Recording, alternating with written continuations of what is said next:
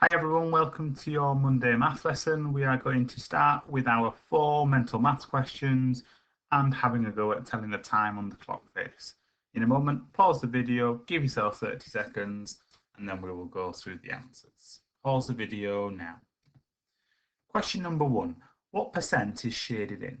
We've got 6 columns in our 100 square shaded in. Each column represents 1/10. How many tenths make 60%? 6 tenths make 60%. So because I've got 60 hundredths shaded in, or 6 tenths shaded in, I have got 60% shaded in. Question 2. Write 2 and 7/1000 as a decimal. 2 wholes, 0 tenths, 0 hundredths, 7 thousandths. Question number 3. Work out 3.5, add 4 and 3/5. So because we're quite confident now adding fractions, I'm making it a little bit harder where you've got 2 mixed number fractions to add together. So the first step here would be add the 2 wholes. 4 add 3 is 7. That's the first thing I need to do.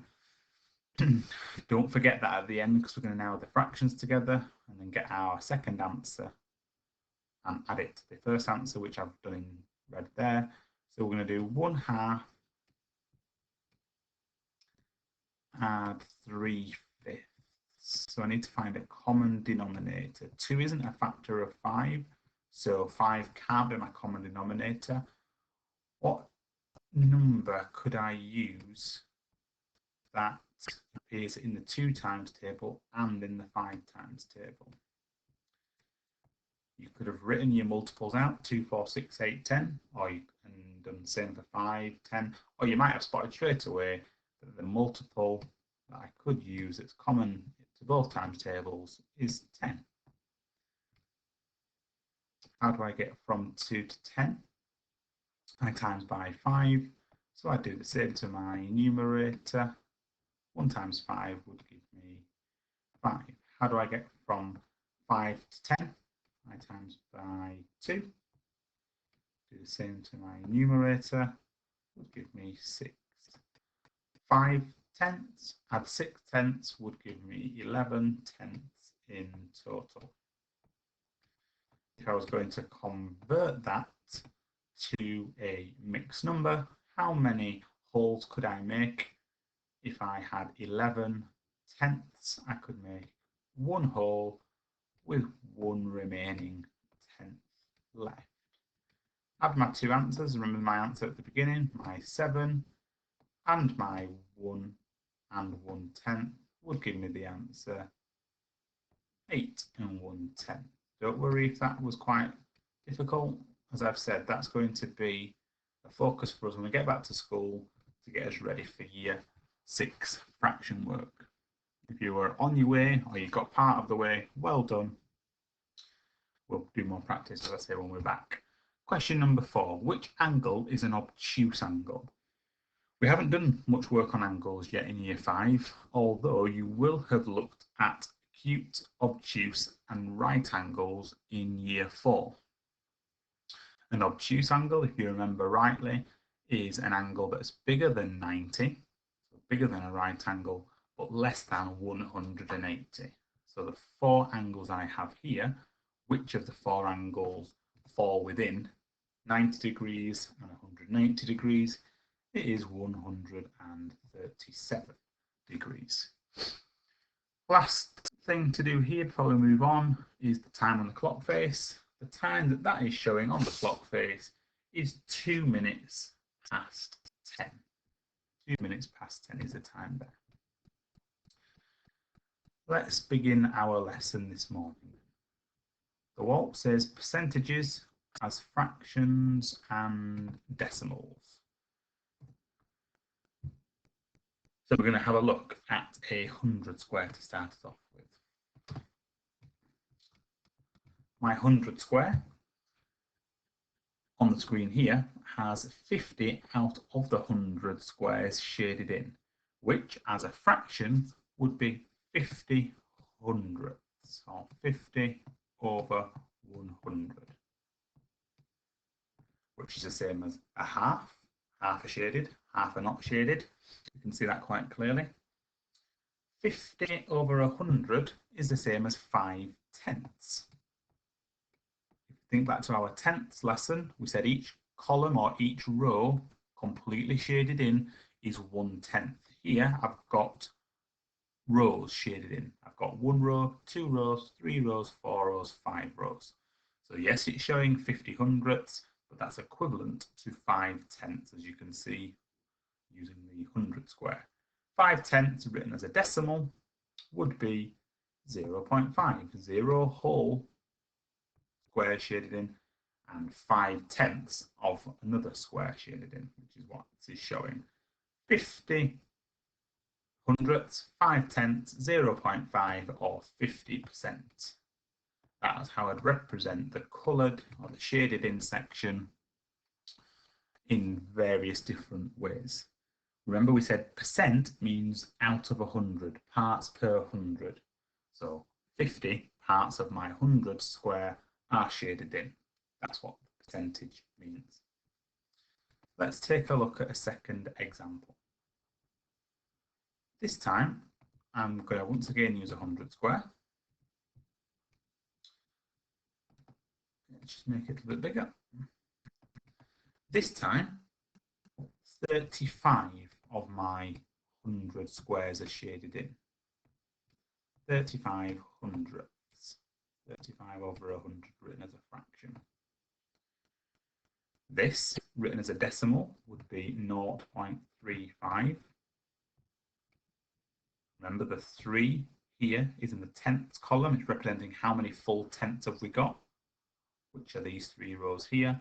And we've got 5 individual hundredths, which are these 5 here. So 0.35, which is the same as 35%. Remember, we said percent parts per 100. 35 parts of my 100 square have been shaded in. Those 2 examples will help you with the first few questions that you will see on your worksheet today.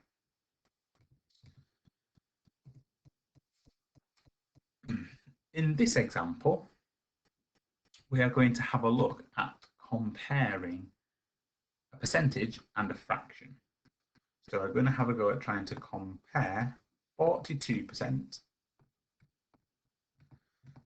and 42 hundredths. If I was to represent this on a 100 square, looking at 42% to start us off with, you can see that 42 parts of my 100 square have been shaded in. 42 hundredths is the same as 0.42, written as a decimal, which written as a fraction would be 42 hundredths. 42 parts of my 100 square have been shaded in. So, back to my original question, 42% compared to 42 hundredths, they are actually equal. They are both the same. Let's have a look at a second comparative example. Let's have a look this time at 38%. Let's get rid of this. 38%.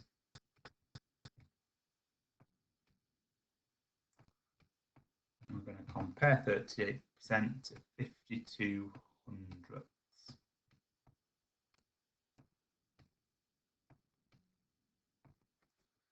So to represent 38%, we know 38% means 38 parts per 100, or 38 parts of 100 square shaded in. That's what it's representing here. 3 full rows of 10 squares and 8 individual squares to represent 38%. So as a fraction, it would be 38 over 100. If I was going to represent 52%, because 52% is the same as 52% is the same as 0.52, which is the same as 52 parts per 100. On my 100 square, this is what it would look like. 5 rows of 10 shaded in and 2 individual squares shaded in. So, using my 100 square, I can clearly see that 38% is less than 52 hundredths, because 52 hundredths is the same as 0.52, which is the same as 52%. And you can clearly see that the 38% here is taking up less space than the 52% down here. So we know that 38% is less than 52 hundredths.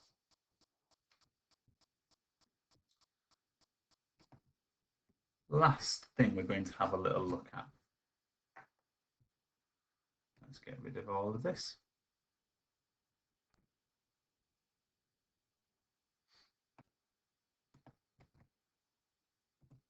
The last thing we're going to have a look at, we're going to have a look at comparing and ordering a mixture of fractions, decimals, and percentages. So I'm going to put a selection of different amounts on the screen in different forms, and we're going to have a go at trying to put them in order. So we've got 0.42, we've got 35%, we have 0.4, and we have 47 hundredths.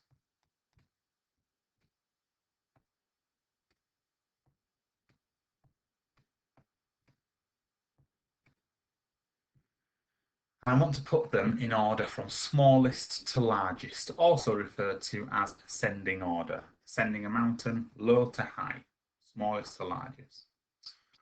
When you are putting fractions, decimals, and percentages in order, it's helpful to get them, or get each amount, should I say, into the same form. At the moment, we have a mixture of percentages and fractions.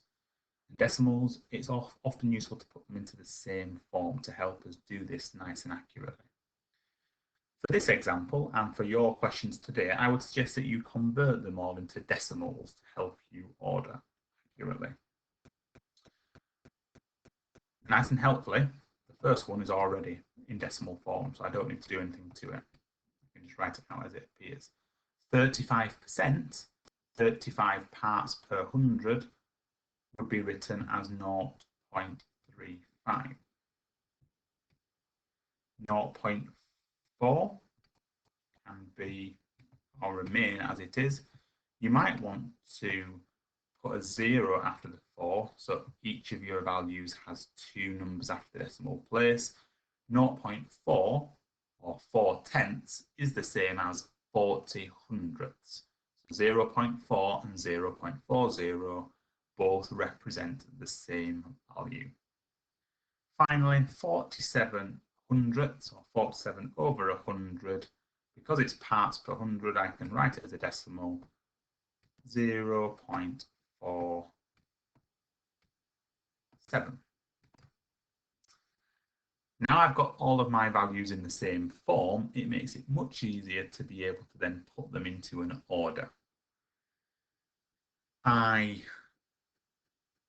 I'm going to use my ordering skills from the other day, the lesson we looked at ordering and comparing a few days ago, to help me do the last step now to make sure I am successful in doing this.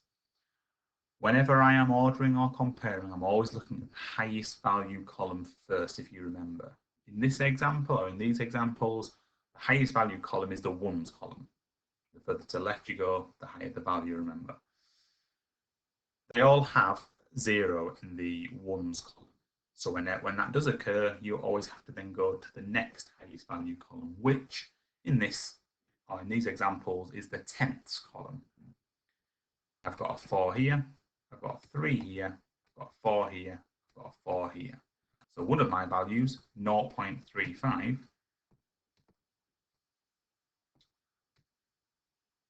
or in its original form, 35%, is the smallest value I have. I'm going to list them in the right order as I go through. I'm going to tick them off so I don't repeat or I don't forget any at the end. So that's my smallest value. I then go back to my decimals once more. That has 4/10, that has 4/10, that has 4/10. So again, when that does occur, you've got to go to the next highest value column. This column is the hundredth column. I've got 200ths here, 500ths here, 0 there, and 700ths there. So which is my smallest? Hopefully you've identified 0.4 or 0.40 as my next smallest value. In its original form, we actually had it as 0.4, didn't we? So I'm going to put it in its original form there. Tick it off. So we don't forget it or we don't repeat ourselves and put it in somewhere else. I then have two remaining values. I have 0.42 and I have 47/100ths.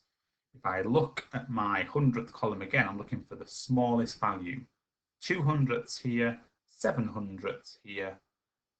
So I'm going to next in my order list the value 0.42.